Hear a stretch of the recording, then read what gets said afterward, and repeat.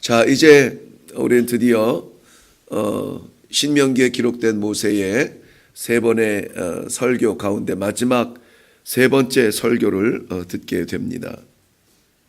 이스라엘 백성들이 하나님께서 그 백성에게 주신 약속의 땅에 들어가서 살 때 결코 잊어서는 안 될 그 메시지.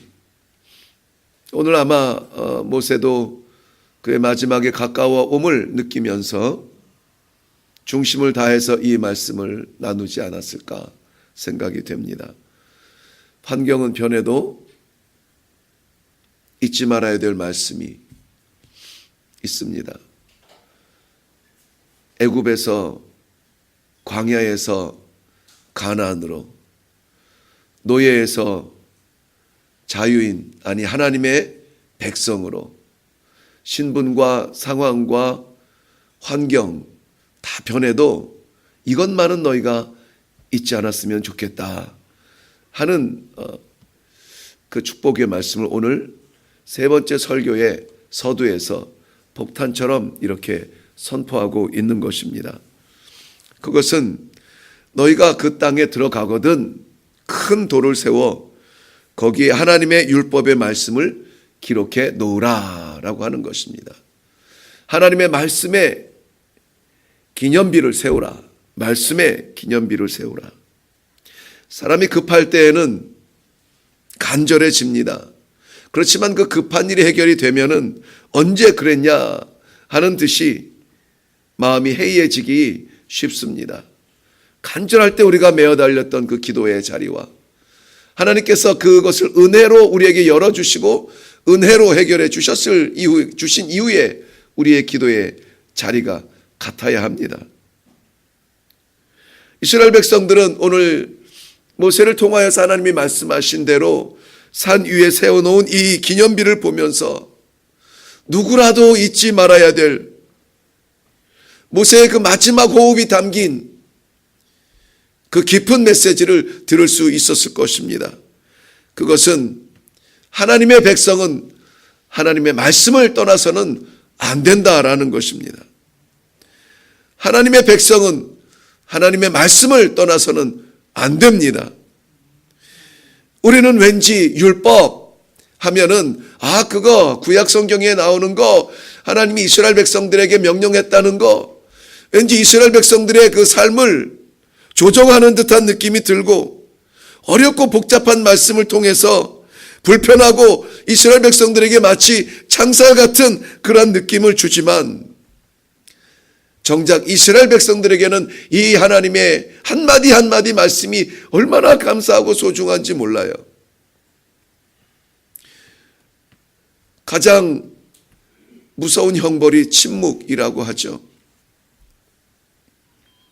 이스라엘 백성들은 하나님의 자손으로 선택받았다 하는 이러한 자부심으로 뭉쳐진 백성들입니다. 그래서 그들은 늘 자신들의 정체성을 이야기할 때에 아브라함과 이삭과 야곱의 하나님, 우리의 하나님 이렇게 습관처럼 입에 달고 살았습니다. 그런데 그것이 10년, 20년, 100년, 200년 애굽에서 노예 생활로 살아가던 430년 동안 하나님의 말씀이 선포되었다거나 하나님의 사람이 일어났다거나 하나님의 약속이 그들에게 다시 확인되었다는 기록이 있지 않습니다. 그들은 이제나 저제나 기다리다가 결국은 당장에 닥친 일들을 헤쳐나가야 하는 노예의 삶에서 하나님이라고 하는 존재마저 잊어버렸을 수도 있습니다. 하나님의 말씀이 멈추어진 그 정적 같은 기간이 430년. 이스라엘은 유난히 다른 이방 민족의 침략을 많이 받았고 지배를 많이 받았습니다. 그럼에도 불구하고 오늘날 같이 언제든지 그들의 중심만은 하나님을 향해 있고 선민 사상에 젖어 있어서 붙들려 있어서 누구도 무시 못하는 그러한 백성들로 똘똘 뭉칠 수 있었던 것, 그것은 하나였습니다. 하나님의 약속이 있다는 거죠. 바벨론에, 로마에, 누구의 통치 아래에 있었어도 그들은 늘 하나님의 약속을 붙들고 살아갔습니다. 그리고 그때마다 하나님께서는 사사를, 선지자를, 제사장을 그들에게 보내어 주셔서 말씀해 주셨습니다. 이스라엘 역사의 기록 가운데 가장 침울했던 기간을 말라기서 이후에 세례 요한의 새로운 천국의 복음이 선포되기 직전 그 사이 400년 기간이라고 말합니다. 그 기간은 하나님이 말씀하지 않았던 침묵의 기간이라고 합니다. 그런 것으로 보면은 오늘 이스라엘 백성들이 가나안 땅에 들어가서 기념비를 세우고 거기에 하나님의 모든 율법을 기록해 놓는다는 것은 결코 우리가 하나님 말씀을 떠나지 않겠다는 그러한 모세의 결단이기도 합니다. 이스라엘에 가 보면은 한 10여 년 전에 한번 방문할 기회가 있었는데요. 선교 지도자 회의가 있었습니다. 길거리를 걷는데 집 입구마다 손가락만한 이 대롱 같은 게 하나씩 이렇게 달려져 있어요. 붙어 있습니다. 근데 그게 무엇인가 거기에 사시는 분에게 여쭤봤어요. 그랬더니 그 대롱을 열면, 뚜껑을 열면 그 안에 하나님의 말씀이 기록되어져 있다는 거예요. 그래서 그 이스라엘 사람들은 집을 나와서 그저 한번 손으로 쓱 대고 나가는 거예요. 일과를 마치고 집으로 들어갈 때에 손을 한번 쓱 대고 들어가는 거예요. 내가 오늘도 이 하루를 살아갈 때에 말씀 가운데 살게 해주세요. 그 말씀의 통치가 이 집 안에도 있게 해주세요. 그 말씀을 떠나고 싶지 아니하는 이 형식적인 이야기, 형식적인 그런 몸부림이겠지만은 저는 당시 하나님의 말씀이 마치 무슨 부적 같은 그런 느낌이 들어서 썩 내키지는 않았습니다만, 그러나 그들의 정신은 그만큼 말씀을 붙들고 살아가려고 하는 혈정이 있다는 거예요. 정말 열성군자들은 지금도 이 이마의 대롱처럼 이 말씀을 기록한 그 가죽을 꼬깃꼬깃 해가지고 여기 이렇게 묶어놓고 다녀요. 이마에 붙이고 다녀요. 팔목에 메고 다닙니다. 그리고 암송해요.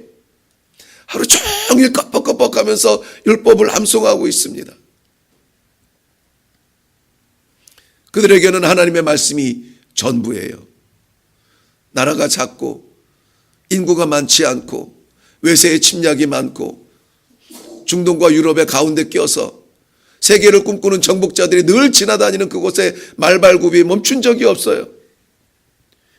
하나님의 말씀을 붙들어야만 살 수 있는 그러한 민족이었습니다.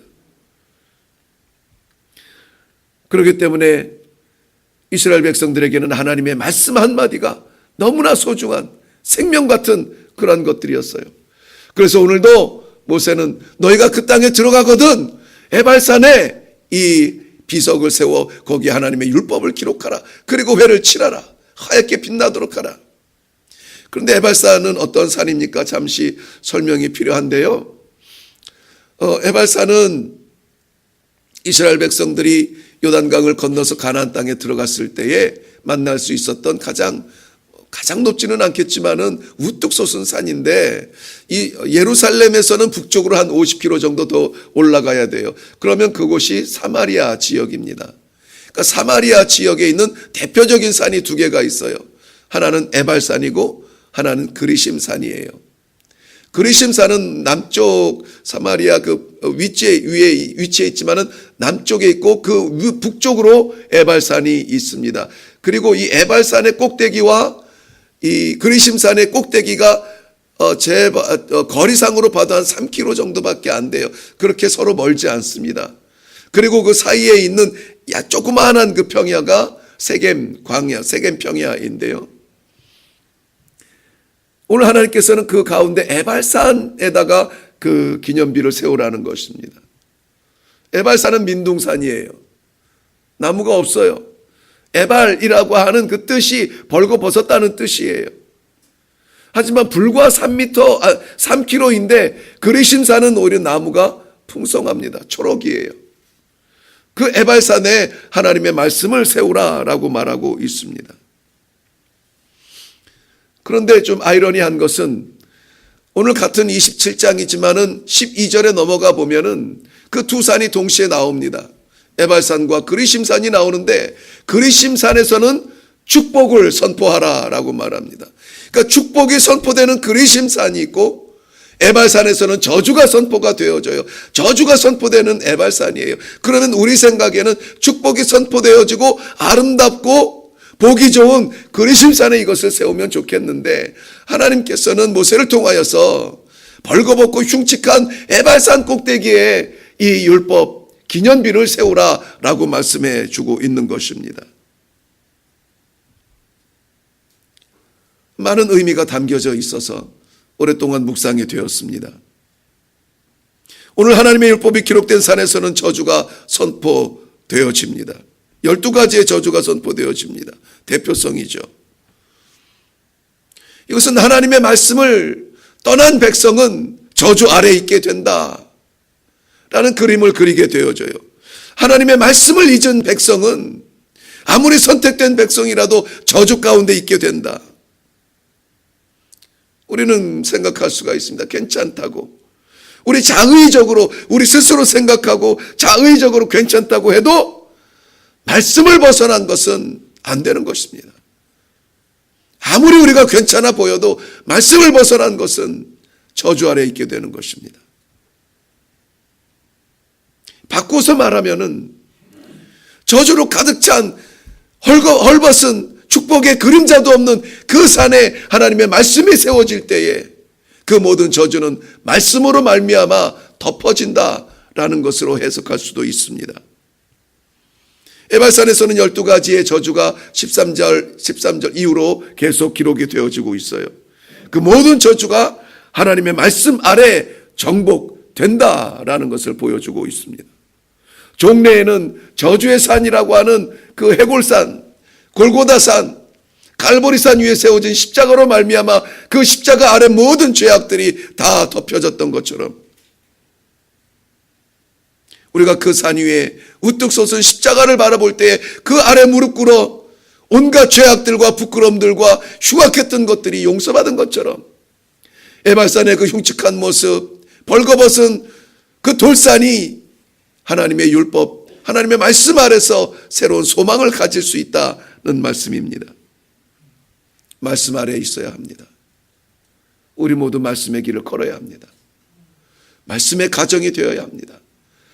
가정에서 말씀이 멈추어지는 순간 시험은 들어오고 말씀이 멈추어지는 순간 하나님의 백성으로서 지킬 수 없는 그러한 끔찍한 결과에 도달할 수가 있습니다. 교회에 말씀이 있어야 합니다. 아무리 화려하고 아무리 거대하고 아무리 많이 모여도 말씀이 없다면은 이 말씀의 기념비가 세워지기 이전의 에발산과 다를 것이 없습니다. 주의 말씀은 내 발의 등이요 내 길의 빛이니이다. 오늘도 이 등불 따라서 이 빛 따라서 살아가시는 귀한 하루가 되시기를 바랍니다. 하나님께서는 이 말씀의 기념비를 세우라 하신 다음에 또 연이어서 말씀하셔요. 돌들을 모아서 제단을 쌓으라 라고 말합니다. 제단을 쌓으라. 그런데 특이한 것은 이 돌들로 제단을 쌓는데 쇠 연장을 대지 말라 그래요. 쇠 연장을 대지 말라. 그리고 다듬지 않은 돌로 만들라. 6절 말씀에 다듬지 않은 돌로 제단을 쌓으라는 것입니다. 인위적이지 않은 사람의 마음을 만족시킬 그러한 화려함은 없을지라도 이성을 채울 법한 그러한 이해가 될 법한 것은 아닐지라도 하나님의 말씀 그대로 하나님 앞에서 어린아이처럼 위장 없이 변장 없이 하나님 앞에 드려질 제사의 삶으로 나아가라는 것입니다. 말씀이 있는 사람에게는 이러한 예배가 우리 삶 가운데 있기에 마련이에요. 말씀은 있는데 예배가 없고 예배는 있는데 말씀이 없다. 이것은 있을 수가 없어요. 더군다나 거기에서 드려지는 예배는 제사는 번제와 화목제라고 했습니다. 번제는 무엇입니까? 모든 속된 것들, 우리의 부끄러운 것들, 죄악들이 다 속해지는 용서의 제단입니다. 화목제는 어떠한 제단입니까? 그렇게 용서받아서 원수되었던 자리에서 하나님의 자녀로 다시 거듭나서 그 은혜 너무나 감사하여서 기쁨으로 드리는 것이 화목제입니다. 그래서 화목제는 화목제사가 끝난 다음에는 그 자리에서 같이 먹고 마시게 되어 있어요. 뭡니까? 식탁의 교제가 일어난다는 거예요. 식탁의 교제는 가족, 식구가 된다는 말입니다. 하나님과 우리가 한 가족이 될 수 있는 이 놀라운 행복과 이 놀라운 영적 기쁨에 견딜 수 없어서 오늘 말씀은 그렇게 말합니다. 여호와 앞에서 즐거워하라. 여호와 앞에서 즐거워하라. 7절 말씀에 또 화목제를 드리고 거기서 먹으며 내 하나님 여호와 앞에서 즐거워하라 라고 말합니다. 오늘 하루에 우리의 형편이 어떤지 다 알지 못합니다. 어떠한 일들이 우리를 기다리고 있을지 우리는 알지 못합니다. 그러나 분명한 것은 우리가 하나님의 말씀을 붙잡고 내려간다면 하나님께서는 아무리 황량하고 답답하고 갑갑한 상황 속에서도 우리를 그 말씀으로 인하여서 세워줄 것임을 믿습니다. 그래서 그 안에서 드려지는 우리의 삶의 예배를 하나님께서 받으시며 다시 회복의 역사를 일으켜 주시어서 우리의 영혼이 기뻐 춤추며 하나님 앞에서 즐거워하며 하늘의 잔치가 벌어지는 복된 하루가 될 수 있다라고 하는 사실을 믿으시기 바랍니다. 말씀을 떠나지 마세요. 말씀의 가정, 말씀의 삶이 되도록, 말씀의 교회가 되도록 힘을 다하여서 이 아침에 기도하기를 바랍니다.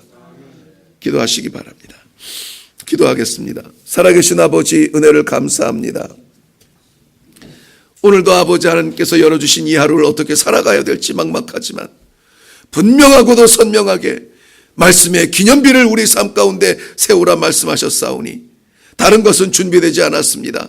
아버지 하나님, 우리 하나님의 그 한마디 말씀 우리 가슴에 세워 담고 내려갈 수 있도록 은혜를 허락하여 주시옵소서.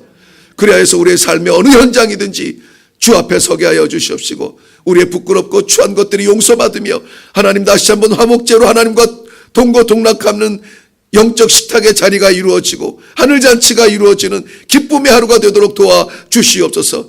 우리 영혼이 춤추며 나아가는 은혜가 되는 하루가 되도록 하나님 축복하여 주시옵소서.